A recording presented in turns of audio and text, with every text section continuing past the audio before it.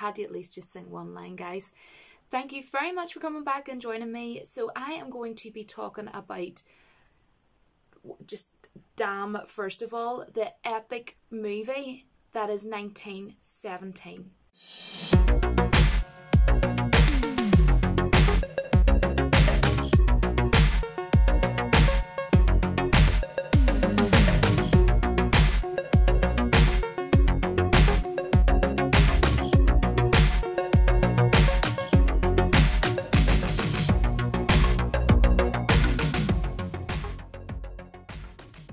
I watched this movie on my phone about a week ago, and I watched it really late at night for the first hour, and then the other hour I watched the following morning, or whatever was left of it, right? And normally when I watch a movie in 2 different sittings, sometimes that can, you know, have a bit of effect on a movie, because you know the way sometimes that can go. But no, not at all, not at all, one bit for this movie. This movie was epic, it was sensational, it was dark, it was mysterious, it was intense, it was emotionally moving. Like, it takes a lot for a movie to emotionally move me, and this movie did it 100%. You could tell that heart and soul was massively put into this. The script and the writing is absolutely out of this world. And even just, you know, the lines that the characters are saying, you can tell that they really went over this movie with a fine-tooth comb to get it top-notch quality. And I'm just going to start by saying that the cinematographer was Roger Deakins. And if you have seen the movie Blade Runner 2049 with Harrison Ford, he done that movie, so you know that he is like a legend when it comes to cinematography, because the cinematography in Blade 2049 was absolutely sensational. Sam Mendes directed this movie. He did Skyfall, and also he was the writer of this movie. Someone else, I'm near sure, wrote the movie as well. I was reading up on that. It's late, guys. Sorry, I've left it way too late to do this movie, so I'm like half asleep. So I do have my notes with me, because this was such a sensational movie, and I really, really want to say all my thoughts about this movie. Now, straight off the bat, I would give this movie a 10 out of 10, because I had no issues with it, no issues with the casting. The music, oh my gosh, by Thomas Newman. I have literally put it all into a playlist. There was 16 songs that I could find by Thomas Newman. And the reason why he was picked is because they were saying his music is so mysterious. And so it is. His music was breathtaking. That was something that really just give that extra just wow epic to this movie. The music was perfect. And when I say perfect, I mean literally scene by scene, as and when the music was used, when it was needed to be used for the scenes that it was used on.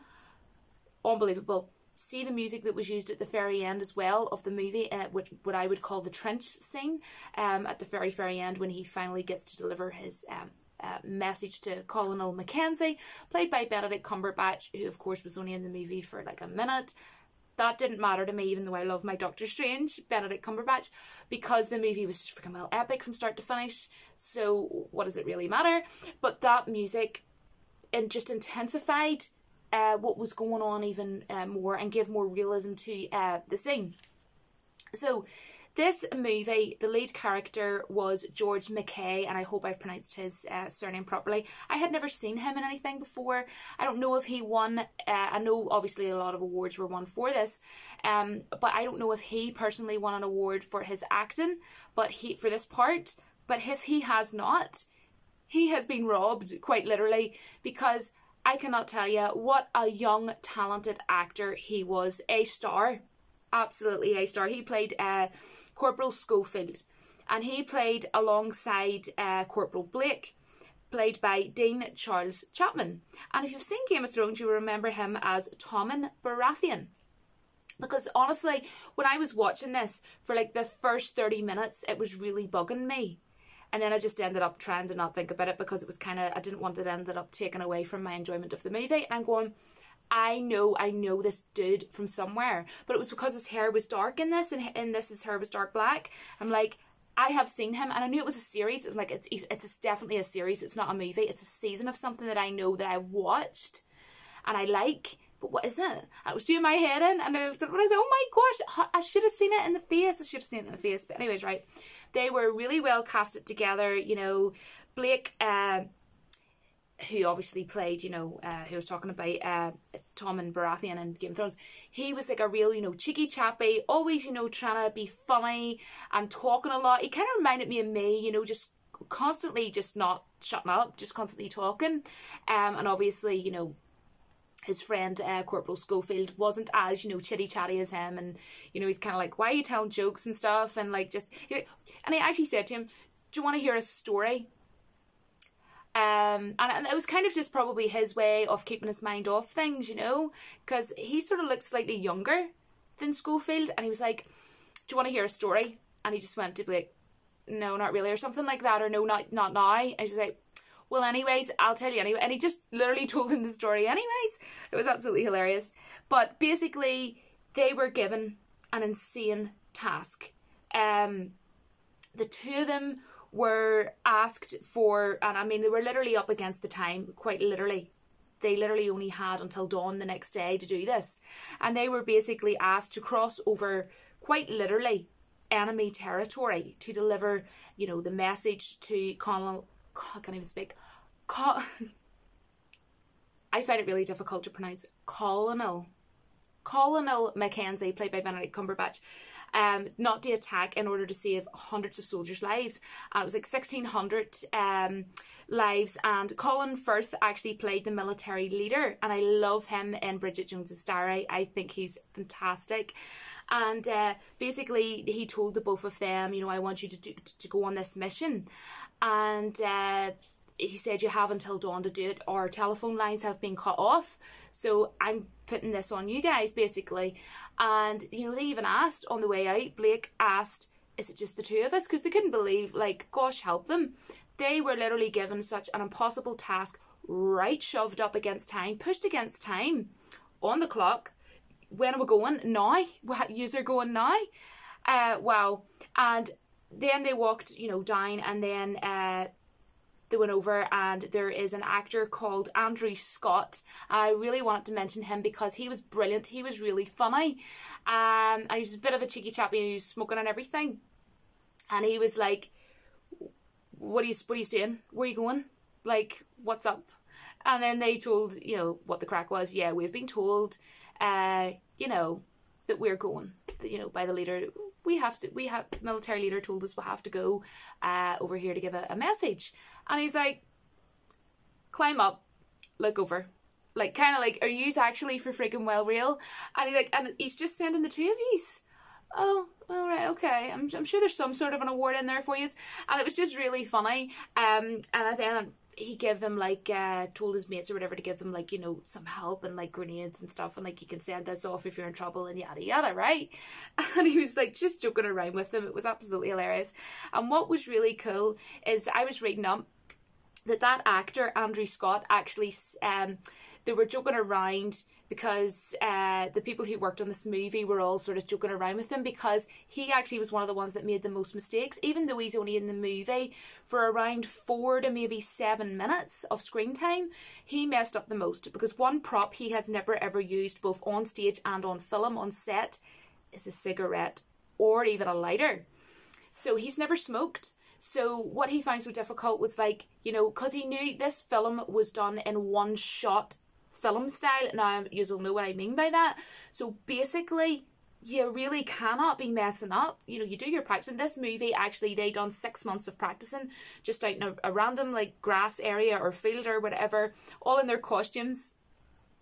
And George McKay was saying on, like, an interview, I think it was Jimmy Camille, we were just standing in the field like idiots, you know, like, just, like, looking silly, you know, with our uniform and all. People were wondering, like, what are they doing, sort of thing. And we practiced everything for 6 months. There was obviously no trenches, no nothing like that. It was just out on an open, you know, area, an open field area or whatever. So that's pretty interesting. But basically, this guy, Andrew Scott, you know, was talking about that short scene that he was in for a few minutes, when he was saying to them, like, yeah, you're going to need a few things to help you out, sort of thing. Like, are you nuts? Good luck, you know, to yous. the two of yous, on your own on this mission. But he messed up the most. And when you're doing one-shot filming, you mess up and you mess up the whole gosh darn thing, and you mess it up for everyone on set. So he was messing things up, and when you're doing one shot, then you have to start again. You're like, go back to the very, very beginning. So I thought that was hilarious. This movie was just, it blew my mind. It really did. And I told my dad about it, and I said to him, don't watch it. I will order it once it becomes available online on Amazon, and I'll keep it by for you for like Father's Day or your birthday or something along them lines, because he loves these kind of movies. And you know what? Watching a movie like this, before I get to that, actually, sorry guys, it made me feel as though I was kind of like in a computer game, like playing a game, but also it made me feel like I was literally right behind them. I was right behind where they were on their journey, because obviously it was really just the two of them. Obviously you do have other cast members in among it, but it's mainly literally just those two, and then it ends up just literally being the actor George McKay, because obviously Blake dies in the film. And honestly, I believed I was there, and it was so smartly done, because you feel like you have to get the message delivered. I almost felt like I was there with that letter that they needed to give to Colonel Mackenzie. And I literally was like, we have to get this. I would literally felt as the viewer that I was there with them, and I had to get this message to Benedict Cumberbatch, Doctor Strange. Here you go, take the letter. But yeah, you know what I mean. And it was just unbelievable. We had scenes where you were in the dark and everything, very mysterious. And that's what I was saying, like the music was so mysterious and went along with it to a T. And on their journey, the two of them, God help them, a plane crashed down, because you know you're in the middle of a war. This movie is based obviously on World War One, and a German plane lands, like a small plane, right, or whatever, and literally just fade away from them. And it's in flames, but the guy's still alive. So the two of them, you know, they're really kind-hearted dudes. They'll help him out and everything. You can hear him talking in German. I don't speak German, so I don't know what he's saying. But then when Schofield turned his back, the dude literally stabbed Blake, like, in his stomach or his gut or whatever. And he went over and he was like trying to talk to him and everything, and like stop the blood bleeding and everything, and he like thought he could help him and get him to wherever he needed to go. And he was like grabbing him and trying to, like, you know, really quickly take him, and he was like, no, stop, I'm in pain. And oh my gosh, that scene was so sad and so heartbreaking. Like his best friend, and having to see that at such a young age. You know, these are two young guys that, you know, a generation nowadays, you young kids, I think you should get kids to watch this movie, because at least young boys, because I'm sure they think like, oh, doing coursework or doing homework or whatever, oh, it's horrifying, this is like, my world is over. It's like, you know what, you know, let them see a movie like this, let reality hit them a bit, you know, because no offense, like, you know, it must be terrible, young teenagers, young boys having to go out and fight, literally in war. You know, in our generation, I don't think realises how good they actually do have it. And watching this movie actually also made me feel very sympathetic for people back, anybody that goes to war. Oh wow, like literally it's horrifying what they would have had to go through, and it's reality. This movie was literally a movie based on realism. It was on reality of what has actually happened, you know, and what people had to go through. I realised, wow, I'm so appreciative for everything around me and everything that I have, and that I'm not in the middle of any wars or anything, you know. That's just my opinion anyways. And he even said to him, you know, am I dying? And he didn't even just try and sugarcoat it. He's like, yeah, I think you are. And then when he was dying, he was like, you know, saying to him, you know, would you write to my mum and all and tell her I wasn't scared? And, you know, and then he said, anything, you know, is there anything else you want me to do for you? And he said, well, you'll see my brother and you'll know him because he looks just like me. And so he did. When he met him at the end, he just looked exactly like him, and I felt so sorry for his brother, and he was like handing over his medals and his belongings. because he thought his brother, he didn't, he obviously, he had to give him that horrible message. She's like, oh, he's here, where is he, he's here. And he was so excited to see him, and he was like, he handed it over and everything. It's like, oh, that is so sad. And I felt so sorry for his brother. Honestly, it was soul destroying after Blake died. And that's when the actor Mark Strong came along. Now, you'll know who he is when I say this. Dr. Savannah from Shazam. Now, I didn't really like his character in Shazam. I don't know, he just didn't really wow me. I'm not saying I didn't really like him, but I'm just saying he just didn't really do it for me. But he was fantastic in this. He wasn't in it that long at all, but for the part that he did do, he was fantastic. And he was basically saying, you know, how on earth did you get here? Why are you even here? You know, he's surprised. He's like, well, I've been asked to give a message. It's like, wow. And you know, they had all these big jeeps and everything, and he was like, look, you can go on the jeep and you can go, you know, good bit away from here, we can take you part way, sort of thing. And it was awful. And he told him, you know, like, yeah, it was a friend of mine and stuff. And at this point he was just, you could tell it was just, he had enough. And he said to Schofield, look, if it's anything, I can't remember the exact lines, it was over a week ago, watch this, guys, but if it's anything to you, it doesn't help to dwell. And he got onto the back of the jeep and get in, and all these other dudes, all these other soldiers were, you know, talking away and having a laugh, and would give us a cigarette and all, and, you know, making fun of each other to try and keep, you know, spirits high. And he was just sitting there, tears tripping his face. And I just wanted to hug him. I just wanted to hug him, honestly. And this guy, honestly, his acting was just blew me away, seriously. And he didn't want to know anything to do with the conversation. And then he told one of the guys, like, I have to go to deliver this message. And the guy was like, yeah, it's never going to happen. You're not going to make it. And he just went, I will. And he was so determined. That's the thing about his character. And you could see this determination because, which was really cool in this scene, actually, because I think that was the point that we're going for, that he was such a determined and strong character that was written, that the jeep wouldn't go anywhere. They were all kind of like, they didn't really know how to handle it, but he did. And the reason why he was so motivated was because he was like, this is pissing me off. I need to get somewhere, and I need to get somewhere now. I am already behind. I don't need this nonsense. And it was stuck in the mud, and all of them were trying to figure it out, and he was just like, no, I'm going to deal with this. And he got out and he started pushing with all his might. He was like, move. And then he was like, no, tell the driver to reverse, tell the driver to do this, tell the driver to do that. I need to get there now. And then they kind of felt sorry for him, and they were like, you know what then? Come on, lads, let's go. Let's do this. We can do this. And they tried with all their might. And you know what? God love him. He knew he needed to get there.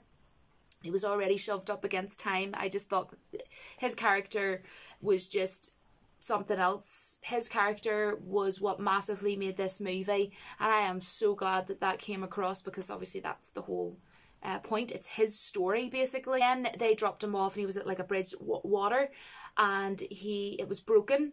So he had to, like, you know, balance himself and walk down and then jump.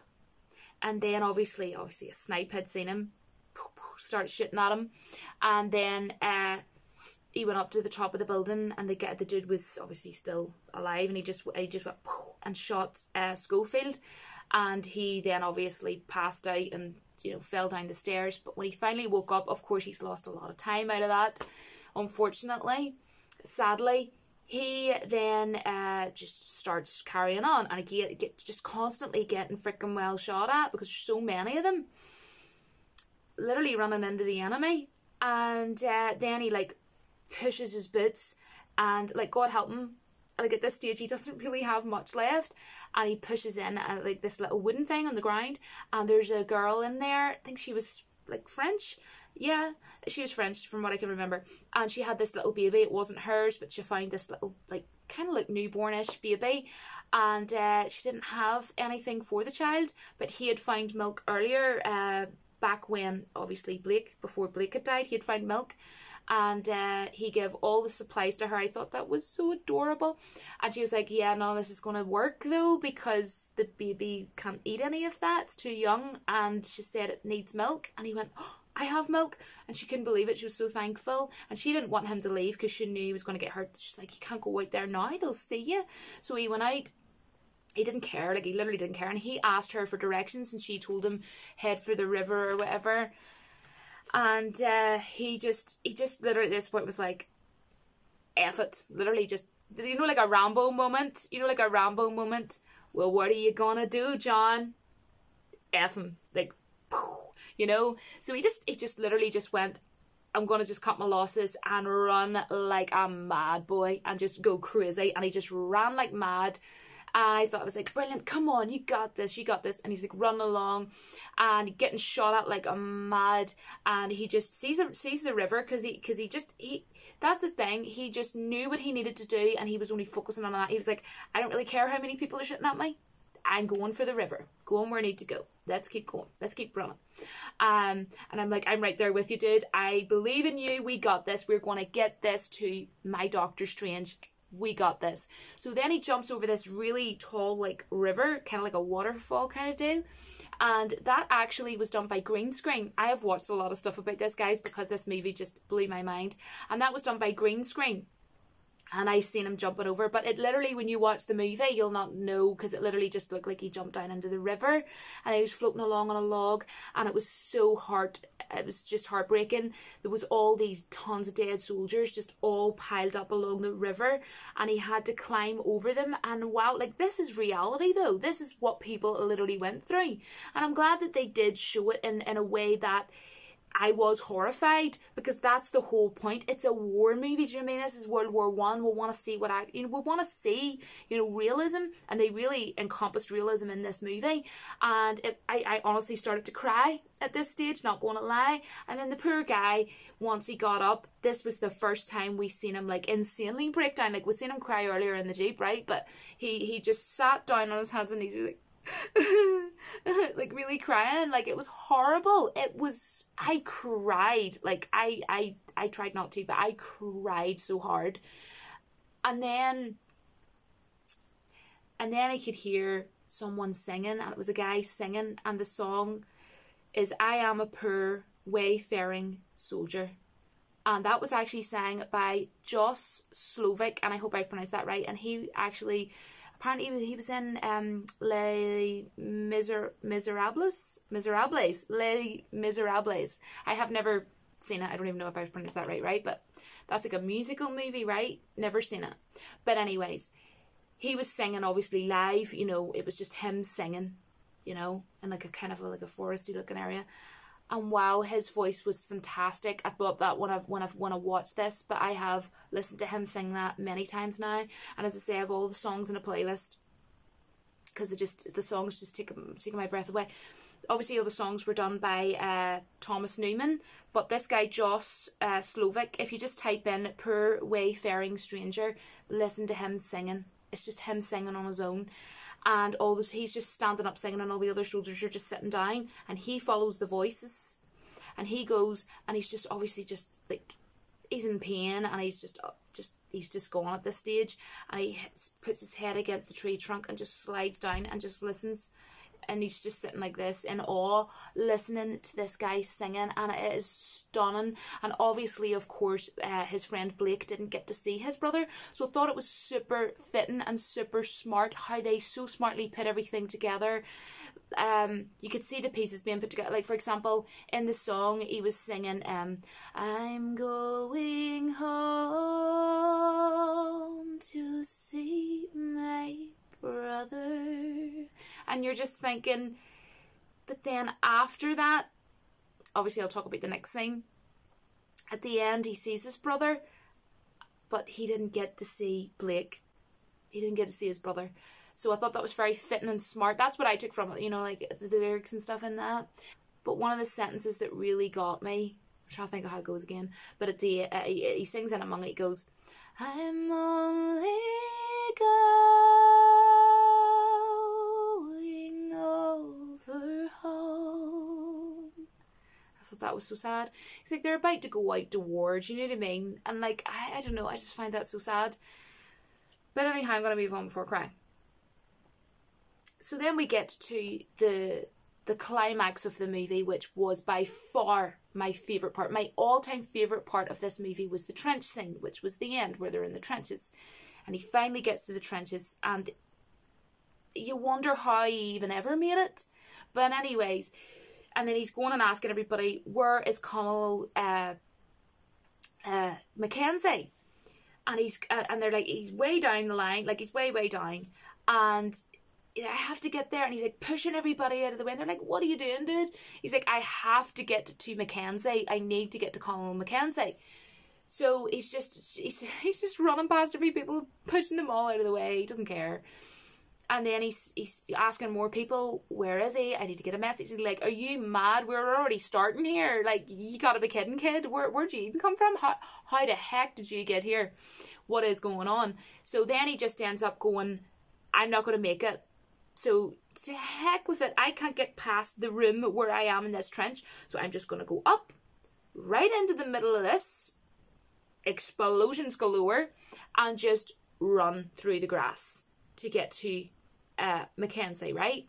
And you could see one of the guys going, no, don't do it, sort of thing. And he just goes, and that moment was brilliant. He just looked down and he was like, no, I am anyways. So he just went up, right? Now, I will say something really interesting. The cinematographer was explaining that they only had enough money for 4 of the big massive explosions, right? And the explosions were just phenomenal. Visually, the explosions at the end were really wowed me. I was like, class. When I seen the explosions, I was like, class. They only had enough money to have 4 shots, 4 chances at that. So 4 chances, like say the actor really badly messed up over 4 times, then they just couldn't afford to get any more of the explosions. But anyways, right?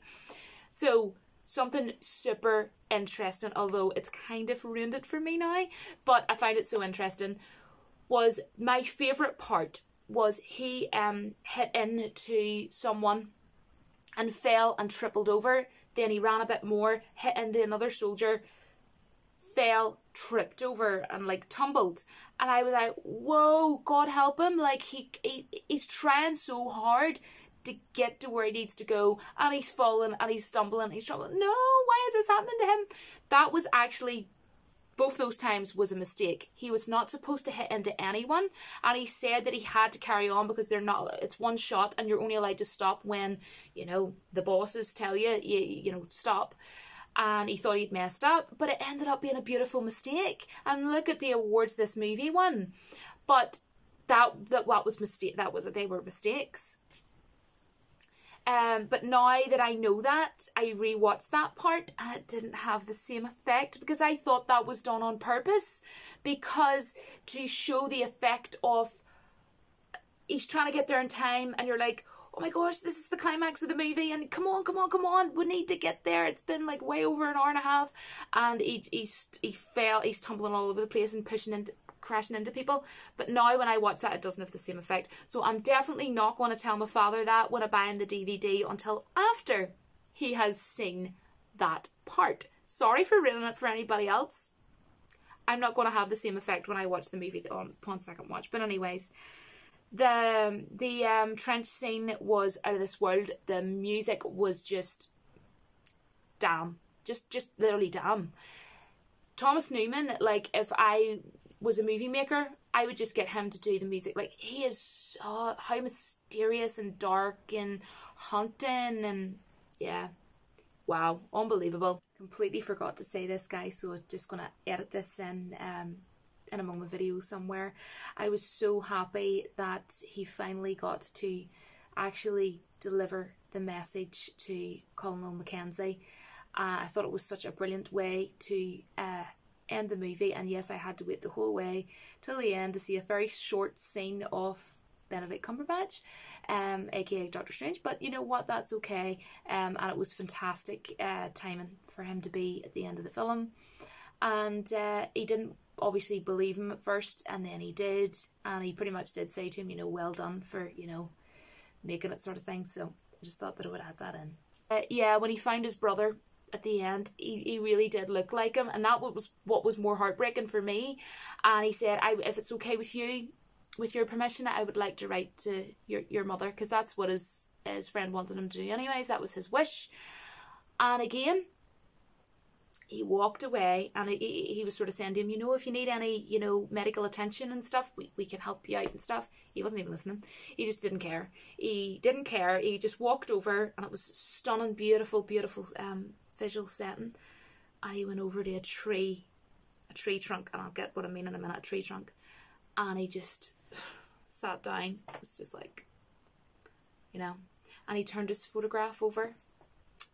And the photograph was something like, something about come home or whatever, or see you soon or something. I can't remember exactly what it says, guys, but anyway, I was too busy crying, to be honest. Like, I don't even know how many tissues I went through. But yeah, not to make this try to be funny, but no joke, like, that ending was beyond emotional, and it hit me more than any movie has hit me in a long time. I can't remember the last time a movie really, really got me like that. It's been a long time. And that's what I thought was amazing. Like, a movie in the modern day that we're in. Everybody that worked on that movie, thank you so much. You gave me such an amazing viewing experience. And what was so interesting about that last scene where he sat at the tree was because literally just before that massive trench scene that was, the climax of the movie, which was just visually a star, like, quite literally. He was sitting by the tree trunk with his head, when the guy was singing. He was, sitting at the tree trunk with his head against it, listening to the guy singing. And I thought that that's why they ended it there with him by, tree trunk again. So, yeah, I like the way they've done a lot of stuff like that, to make you kind of go, yeah, they done that there, and that kind of fits in with that. Do you know what I mean? And I thought that song was just, the lyrics were perfect, because, you had I'm going home to see my brother, and among the lyrics, and then, very sadly though, he didn't get to see his brother Blake in the end. So yeah, I thought it was a traumatizing movie, but a very enjoyable movie. The script was amazing. The cast was amazing. And what I loved was, my favourite character was the lead character that was in the movie the most, George McKay. I hope I pronounced his name right.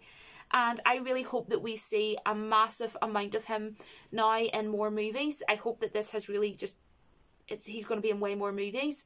I personally had never ever seen him before, let alone seen him in any movies. So it was nice and refreshing for me to actually see that. And as I say, it was annoying me the whole way, like at the start, like the first 20-30 minutes, like, who? I know the other guy, like, who is he? So all in all, I have no complaints with this movie. It was flawless to a fine art. It was 10 out of 10. I'll probably not watch this movie for about another year or so, because it's not one that I would like to watch a lot, because it's more one of those movies where I want to savour the flavour, because it was just that good. It was just that good, and I want to, every time I watch it, to be able to really enjoy it. I'd maybe watch it next year and then maybe leave it 2 or 3 years and just really look forward to always watching it. So I'll order it for my dad first, and then just whenever, at some stage, I'll most likely order it in Blu-ray, probably within the next sort of 6 or 7 months, because there's no point in ordering it now for myself, because I know I'll not watch it for about another year anyway, and I know I'll really enjoy it. But it kind of annoys me now though, because as interesting as that is, the next time I watch it, when he bumps in at the end, it's not going to have the same effect on me. I wish I hadn't knew that now. That's me looking into too much behind the scenes stuff. That's what you get, Jilly, for going behind the scenes. So thanks very much for coming and watching my review of 1917. I really didn't expect it to be this in-depth and this long, so apologies. And if you've literally got as far as this, right down below, I got to the end of your video, or something along those lines, or wow, I made it to the end of your video, or something funny. I don't know. Write something funny if you like, and then I'll know you got to the end. Anyways, thank you so much for watching, and I will see you all in my next video. Hey everyone, I really quickly just wanted to say that if you are still here, that I do not make any money whatsoever from YouTube. I never have done for the whole entire 2 years that I have been on YouTube. Basically, the only way that I can receive any donations that any of you would ever like to kindly send my way is on my PayPal link that normally is usually on most, if not pretty much all, of my YouTube videos in the top comment, which will be pinned on my video comments. And honestly, it's never expected. I was asked for over a full year constantly how people could donate. I felt really bad about it, and it wasn't until after about a year of everyone, you know, sort of constantly asking, I opened up a PayPal just almost a year ago now. And I'll be on YouTube 2 years next month, actually. It's never ever expected, whether it's, you know, $1, whether it's $1.50 or, you know, £2 or wherever you're from. It's massively appreciated, and it would always go towards, you know, my channel or my Ireland location videos, because I'm not driving at the moment. And honestly, I feel so blessed for all the donations that have been sent to me since last year. So thank you so much. I always personally email back every single person that donates to me without fail. So yeah, thank you so much, guys, and I will speak to you all soon. Bye, guys.